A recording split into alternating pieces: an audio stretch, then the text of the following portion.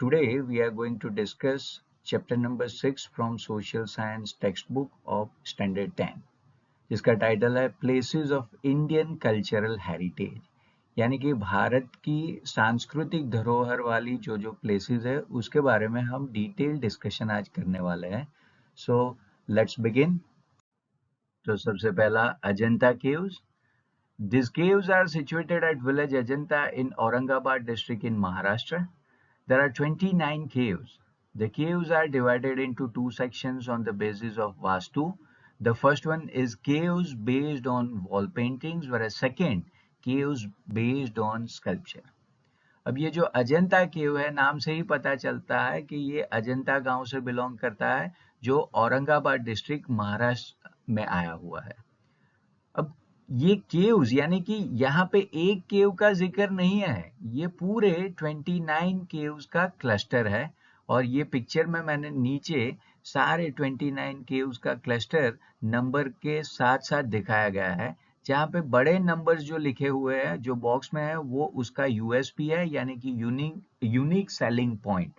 आपको ये देखने ही देखने, these are the must watch caves when you are visiting Ajanta, and these cave numbers are 9, 10, 19 and 26। दूसरा, ये सारे 29 caves दो हिस्सों में बटे हुए हैं, जिसमें एक पहला हिस्सा जहाँ पे ये केव्स में खूबसूरत से पेंटिंग बने हुए हैं, और दूसरा सेक्शन जहाँ पे खूबसूरत से स्टैच्यूज यानी कि स्कल्पचर्स बने हुए हैं। These Buddhist caves are famous for their painting and sculpture. With the passage of time, the caves were forgotten. However, in 1819, an English captain, John Smith, rediscovered them. The caves have been damaged due to human interference and impact of time. तो ये सारी Buddhist caves अपने खूबसूरत से paintings यानी कि चित्र और मूर्तियों के लिए जानी जाती है।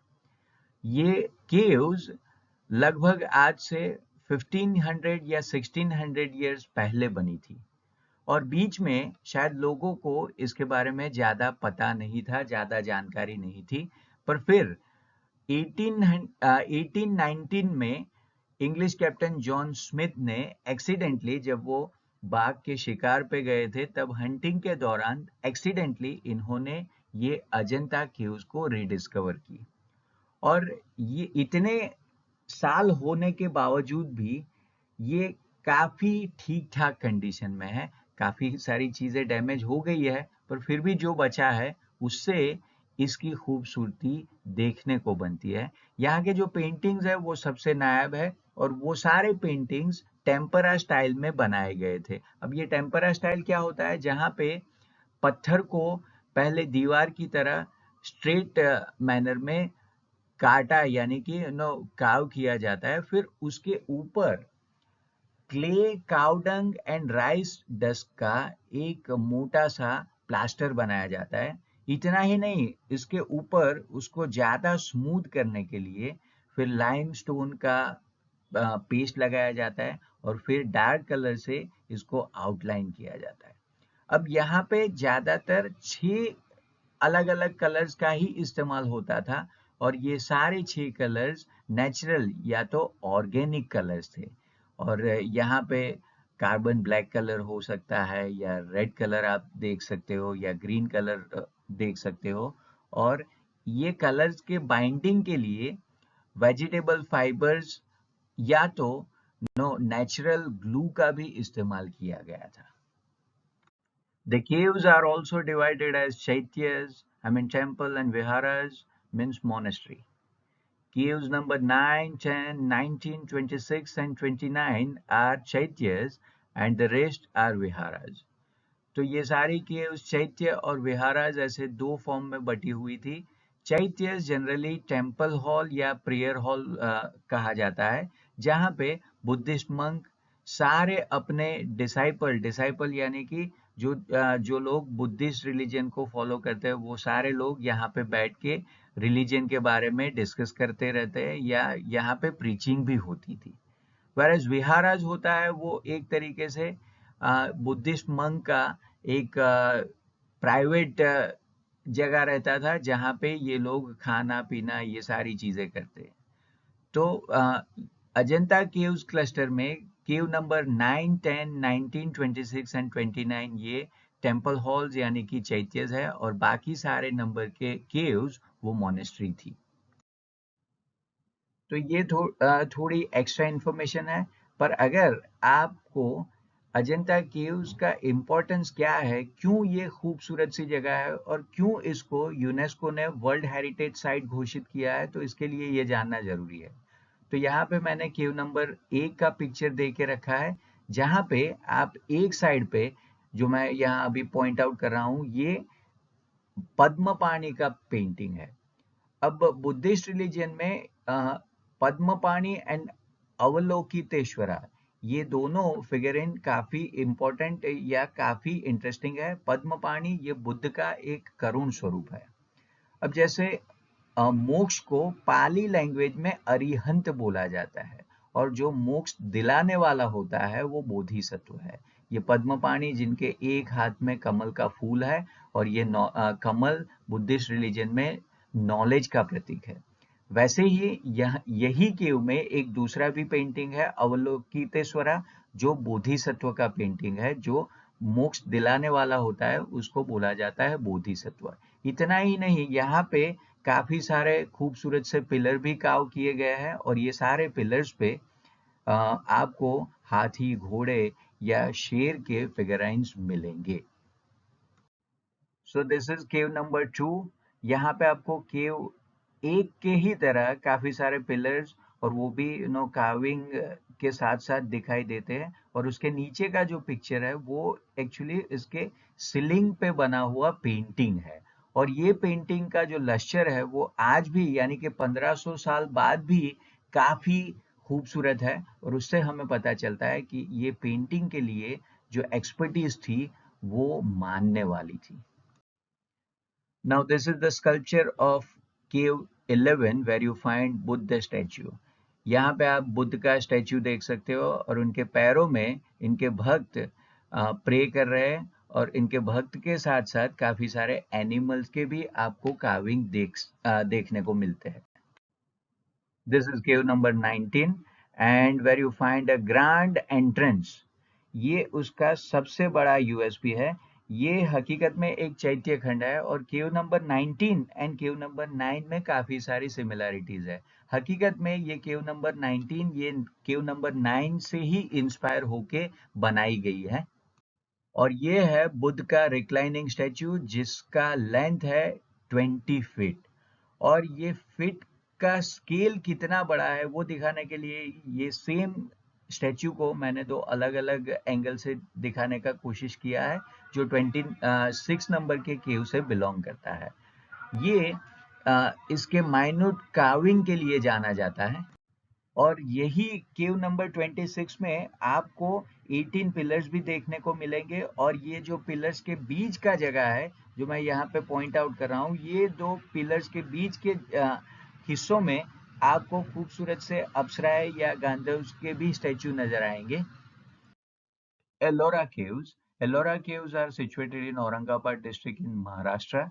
There are 34 caves divided into three groups of cave temples, and they are different from each other. The first one, 1 to 12 number caves, which are Buddhist caves. Second, 13 to 29 Hindu caves, and 38 to 34th are Jain caves. तो ये एलोरा केव है, वो Aurangabad district Maharashtra के एलोरा नाम के गांव के नजदीक में पड़ता है, और इसीलिए इसका नाम एलोरा केव्स है। अब ज्यादातर अजंता एलोरा ऐसे कुल्लू मनाली के जैसे ये साथ साथ नाम बोला जाता है। फिर भी समझने वाली बात यह है कि ये दोनों केव्स के बीच तकरीबन 100 किलोमीटर का डिफरेंस है। और एलोरा केव का सबसे बड़ा नायाब पहलू ये है कि यहाँ पे आपको दुनिया में शायद कहीं पे भी ऐसा नज़ारा नहीं मिलेगा, जहाँ पे आपको बुद्धिस्ट केव्स भी मिलेगी, हिंदू केव्स भी मिलेगी, जैन केव्स भी मिलेगी, और वो सारी केव्स एक ही जगह पे। ये इंडिया के खूबसूरत से कल्चरल हेरिटेज को दिखाता है, जो आपको और कहीं पे भी नहीं मिलेगा। वसुधैव कुटुंबकम का जो फॉर्मूला इंडिया ने वर्ल्ड को दिया, ये इसका एक लाइव एग्जाम्पल है। The Hindu caves were built during the time of Rashtrakuta dynasty. The main attraction over here is Kailash temple, which is situated in cave number 16. तो ये जो हिंदू केव्स है वो राष्ट्रकूटा के समय में बनी थी और इसमें स्पेशली 16 नंबर की केव में जो कैलाश टेम्पल है वो सबसे बड़ा अट्रैक्शन है. This Kailash temple is 50-meter long, 33-meter wide, and 30-meter high, and is carved out of a single massive rock. The beauty of temple cannot be described in words. This temple is adorned with beautiful doors, balconies, and series of pillars. These caves were built between 600 to 1000 years AD. The caves are a fine example of Indian art and technology. अब ये जो Kailash temple है वो monolithic structure है. Monolithic structure क्या होता है? जो एक ही पत्थर से तराशा गया है. तो और इसका आप लेंथ देखो, आप पहले पिक्चर में देख सकते हो, ये पूरा जो है वो एक बड़ा सा मोनोलिथिक टेम्पल है और ये दुनिया का सबसे बड़ा मोनोलिथिक टेम्पल स्ट्रक्चर है. और दूसरा इसका नायाब पहलू ये है कि ज्यादातर कोई भी कंस्ट्रक्शन या कोई भी कार्विंग होता है तो वो कैसे होता है? वो बॉटम टू टॉप होता है. आप नीचे नीचे से तराशना शुरू करोगे, जैसे जैसे ऊपर जाओगे आपकी तराशी पूरी करोगे.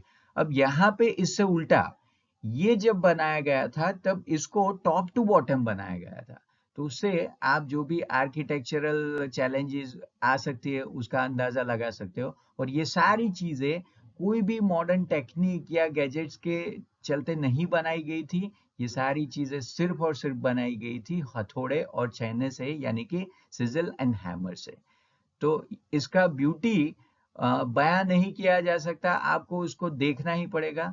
और ये टेम्पल में काफी खूबसूरत से दरवाजे लगे हैं, बालकनीज भी लगे हैं और ढेर सारे पिलर्स भी लगे हुए हैं. और ये केव को तकरीबन 600 से 1000 साल के दौरान बनाया गया होगा. और ये इंडियन आर्ट एंड टेक्नोलॉजी का नायाब सा एक एग्जाम्पल है. Here is an additional information regarding Kailash temple. अगर आपको कैलाश टेम्पल के आर्किटेक्चरल वंडर के बारे में ज़्यादा जानना है तो ये पेज को रेफर करना पड़ेगा. एक टाइम था कि ये मंदिर का जो डोम है इसको वाइट कलर से बनाया गया था ताकि ये कैलाश, माउंट कैलाश की तरह दिखे, जहाँ पे भगवान शिव जी यानी कि महादेव जी रहते हैं. और यही नहीं, ये मंदिर का कहीं ना कहीं कनेक्शन रावण से भी है. रावण का जो मिथ है, क्योंकि रावण वो महादेव जी का सबसे बड़ा भक्त था और इसीलिए इसके भी काफी सारे कार्विंग यहाँ पे मौजूद है और काफी सारी कहानियां भी मौजूद है. तो ये थोड़ी और इन्फॉर्मेशन कैलाश टेम्पल के बारे में. और ये इसलिए जरूरी है क्योंकि कैलाश टेम्पल के बारे में आप जितना ज्यादा जानोगे उतनी ज्यादा हैरानी आपकी बढ़ेगी. तो सबसे पहले मैंने आपको बताया कि ये कैलाश टेम्पल वही जगह है जहां आज माना जाता है कि दुनिया का सबसे पुराना शिवलिंग है.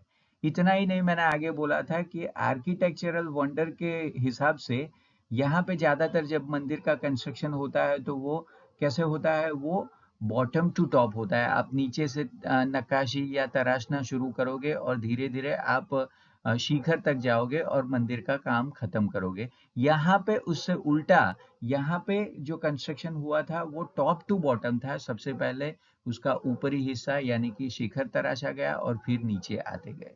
और ये करने के बावजूद भी यहाँ का जो सिमेट्री है वो इतना प्रोपोर्शनेट है और इतना सटीक है कि आपको वो अचंभित किए बिना नहीं छोड़ेगा.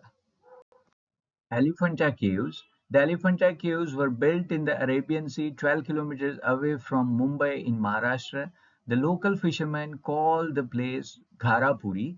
There are 7 caves in all. There was a huge stone monument of an elephant, and on seeing the structure, the Portuguese named the place Elephanta. तो ये एलिफेंटा की गुफाएं हैं. ये केव्स मुंबई से 12 किलोमीटर तकरीबन दूर, आप इंडिया गेट से 12 किलोमीटर दूर जब अरेबियन सी में जाओगे तो वहां पे आपको ये एलिफेंटा केव्स देखने को मिलेगी. अच्छा, लोकली ये जगह को घारापुरी नाम से जाना जाता है और हकीकत में ये 7 केव का क्लस्टर है. जब पहली बार पोर्टुगीज ने इसको देखा तो दूर से इनको ये केव के नजदीक एक बड़े से हाथी का फिगर इनको देखने को मिला, और हाथी को पोर्टुगीज लैंग्वेज में एलिफेंटे बोलते हैं, और इसी से इस जगह का नाम हुआ Elephanta. The magnificent figure of Trimurti has sculpted in cave number 1. In 1987, UNESCO placed Elephanta Caves in the list of World Heritage Site. तो 1987 में यूनेस्को ने एलिफेंटा केव्स को वर्ल्ड हेरिटेज साइट का दर्जा दिया। इतना ही नहीं, एलिफेंटा केव्स में पहले नंबर के केव में त्रिमूर्ति का जो स्टैचू है वो सबसे खूबसूरत है, और इसकी खूबसूरती इतनी ज्यादा है कि महाराष्ट्र टूरिज्म साइट पे इसको सबसे ज्यादा हाईलाइट भी किया गया है।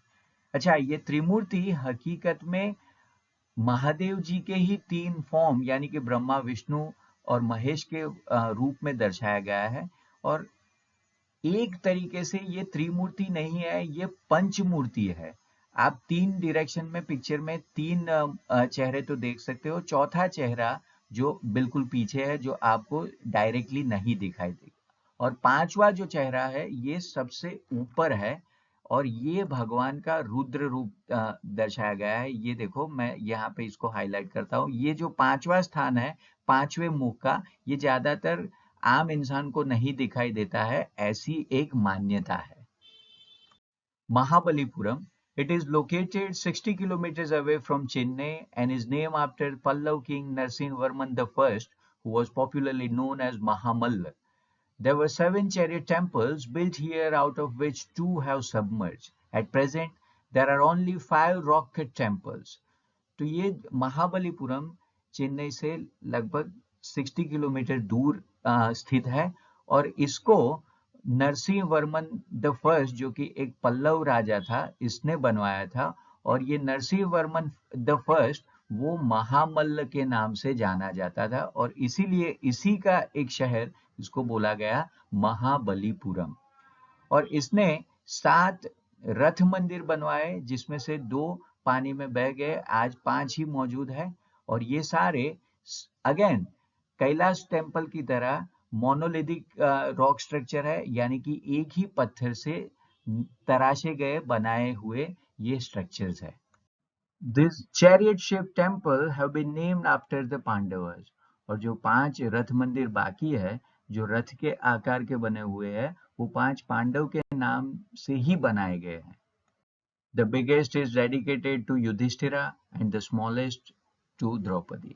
इसमें सबसे बड़ा युधिष्ठिर का है, जो 5 पांडव में सबसे बड़ा था, और इनकी वाइफ द्रौपदी, इनका रथ मंदिर सबसे छोटा है। There is an amazing statue of Lord Vishnu in a smiling pose. यहाँ पे एक भगवान विष्णु का स्माइलिंग पोज वाला कार्विंग भी है, जो देखने से बनता है, जो मैंने पिक्चर में दिखाया है। और यहाँ पे भगवान विष्णु शेष शैया पे लेटे हुए हैं, और इनके इर्द गिर्द इनके भक्त और अलग अलग फिगराइंस भी देखने को मिलते हैं।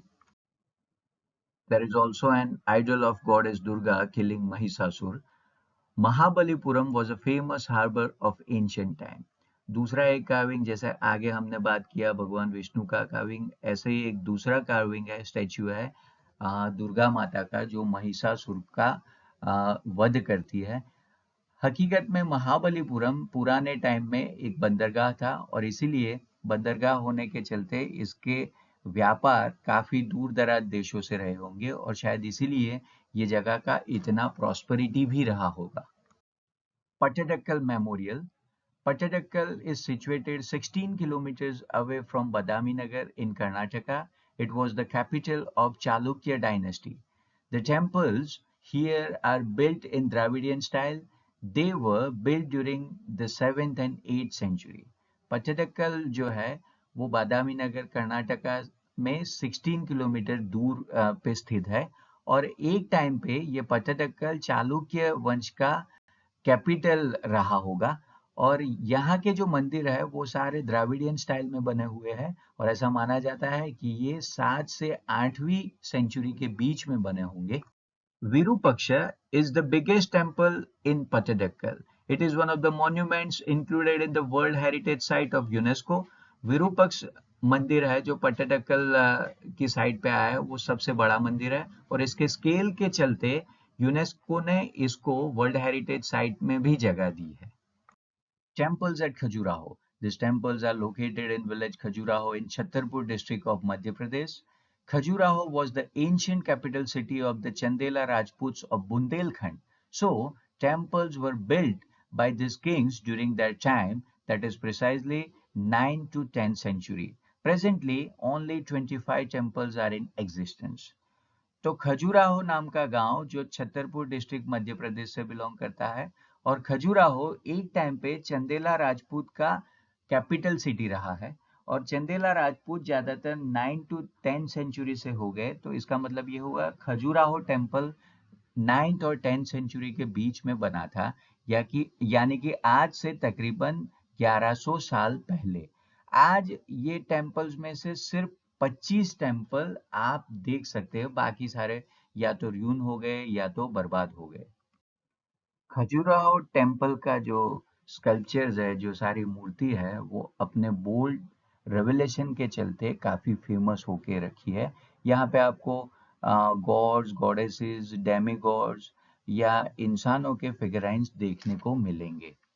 इतना ही नहीं, खजुराहो टेम्पल में आपको अलग अलग मिथिकल बैकग्राउंड वाले या रियलिस्टिक बैकग्राउंड वाले फिगर्स भी देखने को मिलेंगे। यहाँ पे आपको फ्लोरल डिजाइन में भी काफी सारी नक्काशी मिलेगी। तो यही चीज खजुराहो टेम्पल को सबसे नायाब बनाती है। Most are Shaiva temples and few are Jain and Vaishnava temples. Khajuraho में ज्यादातर आपको भगवान शिव के टेम्पल, शिव के जो फॉलोअर होते हैं उसको शैव बोला जाता है और विष्णु के जो फॉलोअर होते हैं उसको वैष्णवा बोला जाता है। तो खजुराहो टेम्पल क्लस्टर्स में ज्यादातर आपको शिव टेम्पल मिलेंगे, पर हाँ, थोड़े बहुत आपको जरूर जैन और विष्णु के भी टेम्पल मिलेंगे। They have similar type of architecture and sculpture. पर हाँ, ये सारे मंदिर में, ये सारे क्लस्टर्स में एक चीज कॉमन है, चाहे आप शिव टेम्पल की बात करो या जैन टेम्पल की बात करो या वैष्णव टेम्पल की बात करो, इसका नक्काशी, इसका वास्तु यानी कि आर्किटेक्चर ऑलमोस्ट सेम नजर आएगा। There are 64 Yoginis temples in the main temple. The Toran, I mean arc of the temple, is the best example of ornamental style of architecture. All of the temples were constructed with granite. Visitors are spellbound by the Khajuraho temples. तो यहाँ जो मुख्य मंदिर है वहाँ पे छोटे छोटे 64 योगिनी मंदिर भी दिखाए हैं। आप नीचे वाले पिक्चर में देखो, ये सारे जो मूर्तियां है वो अलग अलग टोटल 64 योगिनीज की मंदिर है और ऊपर जो आर्च यानी कि तोरण दिखाई दे रहा है वो भी ऑर्नामेंटल स्टाइल में बेस्ड आर्किटेक्चर का नमूना है और ये सारे मंदिर ये ग्रेनाइट पत्थर से तराशे गए। ग्रेनाइट हकीकत में कार्व करने के लिए थोड़ा डिफिकल्ट पत्थर है, फिर भी इसका नक्काशी बेस्ट है अपने टाइम का और शायद इसीलिए विजिटर्स को खजुराहो टेम्पल सबसे ज्यादा अट्रैक्ट भी करता है। Sun Temple of Konark. The Sun Temple of Konark is situated near the Bay of Bengal at Puri district in Odisha. It was constructed in the 30th century during the time of King Narsimha Deva I of Garg dynasty and it is chariot temple dedicated to the sun god. ये कोणार्क का सूर्य मंदिर है, वो उड़ीसा के Puri district से belong करता है। ऐसा माना जाता है कि 13वीं शताब्दी में राजा नरसिंह देवा द फर्स्ट ने, जो गर्ग डायनेस्टी से बिलोंग करता है, उसने बनवाया था और ये पूरा मंदिर सूर्य नारायण देव को समर्पित है और ये पूरा एक रथ मंदिर है। आगे रथ मंदिर महाबलीपुरम से बिलोंग करता है, वहां पे पांडव के 5 चैरियट टेम्पल यानी कि रथ टेम्पल का मेंशन था। The temple has 12 massive wheels providing beauty to the pedestal of the temple. अब जैसे ये एक रथ मंदिर में होता है, यहाँ पे 12 अलग अलग पहिए काव किए गए हैं और ऐसा लगता है कि पूरा मंदिर एक रथ जैसे स्ट्रक्चर पे खड़ा है। These wheels represent the 12 months and their 8 spokes, the 8 prahar of the day. Details of motifs and diversity of the carving in this temple is unparalleled. तो यहाँ पे जो 12 व्हील्स है वो साल के 12 महीनों का प्रतीक है और हर एक व्हील में जो 8 स्पोक्स है वो एक दिन को पहले के टाइम पे 8 प्रहर में डिवाइड किया जाता, उसका प्रतीक है। यहाँ पे 8 स्पोक जैसे अभी के टाइम पे पूरा जो दिन रहता है वो 24 आवर्स का होता है और उसमें से एक दिन और एक रात, 12 hours for day and 12 hours for night. वैसे ही पहले के टाइम पे ये पूरा दिन जो है वो 8 अलग-अलग प्रहर यानी कि 8 अलग-अलग हिस्सों में डिवाइड था। तो इसीलिए यहाँ हर एक व्हील में 8 स्पोक्स थे और ये हर एक स्पोक में भी इतना जो डिटेल मोटिव या कार्विंग है वो देखने से बनता है। मैंने ये पिक्चर में आपको दिखाया है, लेट मी हाईलाइट इट। ये देखो, ये हर एक स्पोक के बीच का जो ये जो राउंड है, ये राउंड मैंने यहाँ पे मैग्नीफाई करके दिखाया है। तो ये हर एक मोटिव भी इतना नायाब है और ये 12 व्हील में से एक व्हील आज भी सटीक टाइम दिखाता है। और यहाँ के जो ये छोटे-छोटे बेड्स है, ये छोटे-छोटे डॉट्स है, उसके ऊपर दिन के अलग-अलग टाइम पे अलग-अलग शैडो रहता है और उसके हिसाब से आप सटीक टाइम दिखा सकते हो। इसका मैंने थोड़ा डिटेल डिस्क्रिप्शन यहाँ पिक्चर में दे के रखा है for your kind information. Again, these are additional but very, very informative and interesting information regarding how you can, say the exact time by watching the shadow on that particular wheel. आप इसको refer कर सकते हो. The Konark wheel has 8 wider spoke and 8 thinner spoke. The distance between two wider spoke is of 3 hours, that is precisely 180 minutes. The thinner spoke between two wider spoke is of 1.5 hour, that is 90 minutes. There are 30 beards between one wider spoke to the next thinner spoke, and each beard represent 3 minutes. The sundial shows time in anti-clockwise and top center wide spoke represent 12 o'clock midnight. तो ये कैसे काम करता है, इसका पूरा mechanism मैंने demonstrate करने का कोशिश किया है. Details of motifs and diversity of the carving in this temple is unparalleled. The temple is built with the black stones, so it is called as Black Pagoda. The remains of this temple reflect the sculpture and civilization of 30th century of Odisha. तो इसका हर एक minute carving देखने से ही बनता है. ये पूरा जो मंदिर है, ये सन टेम्पल है, वो काले पत्थर से बनाया गया है और इसीलिए इसको ब्लैक पगोड़ा भी बोलते हैं. साउथ इंडिया में ज्यादातर पगोड़ा का मतलब होता है मंदिर और इसके जो माइनर स्कल्पचिंग है, इसका जो मूर्ति है, उसका नक्काशी है, उससे हमको पता चलता है कि 13वीं शताब्दी में उड़ीसा में लोगों ने ये स्कल्पचर यानी कि ये मूर्ति कला में कितनी महारत हासिल करके रखी थी.